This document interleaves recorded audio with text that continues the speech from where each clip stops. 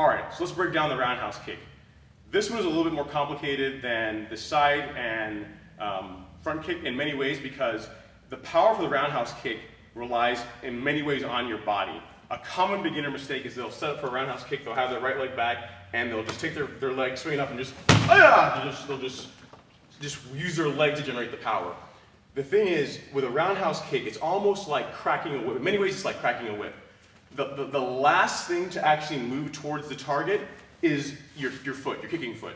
What ends up setting up for the roundhouse kick, again, you start with your right leg back on guard. As you bring your knee up, depending on where your knee is pointed, the height of your knee, that determines where the kick is going. Because remember, as you extend your foot and your bottom part of your leg is just an extension of wherever your knee is pointed. So if you want to kick to the body, your knee points there. If you want to kick to the head, your knee points there. So once we establish that, the chamber position, you have to realize that your bottom foot, the twisting of your bottom foot causes your hips to twist, and that generates energy that whips your foot or your kicking leg into the target.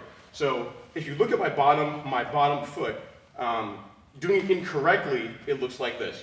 Your foot is pointed at the target, and you just kick, and there's nothing on it. It's really like a legsy kick. You're just relying on strictly just the strength of your legs. It's not very powerful, and again, kind of like a side kick, you're eventually going to damage your knee if you kick like that long enough.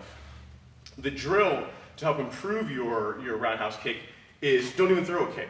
First, get your knee up and focus on pivoting on the ball of your foot and turning that heel towards the target as quickly as you can. So we start back, we chamber up, and then if you look, my hips are all the way back here. Look what happens when I just pivot on my heel and put it towards the target. Watch. Nothing else has changed, but my hips have come around. So again, demonstrate that again. My foot right now is pointed at the target.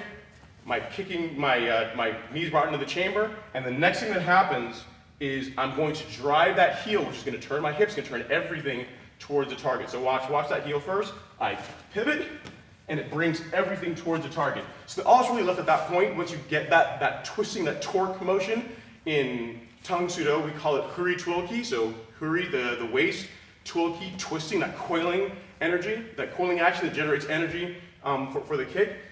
All that's left at that point is just to extend your leg and the kick happens.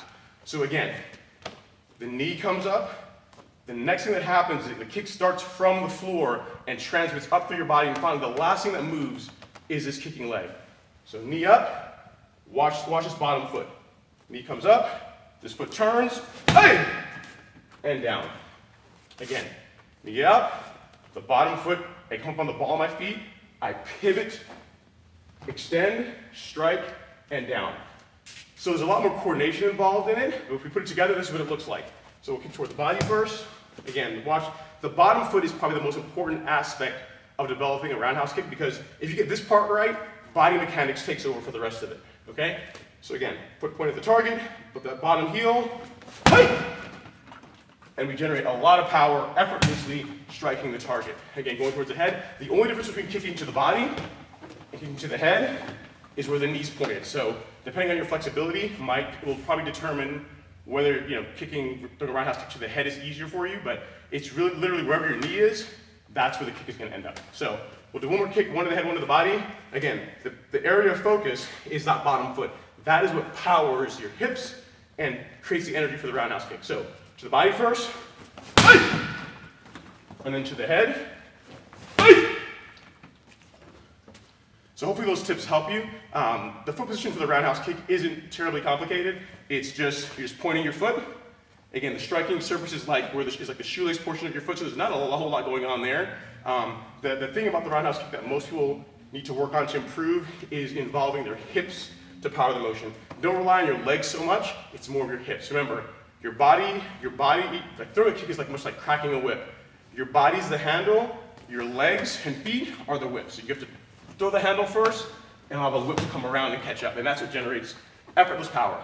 So I hope you guys found this useful. If you have any comments, please leave them below. I look forward to hearing from you.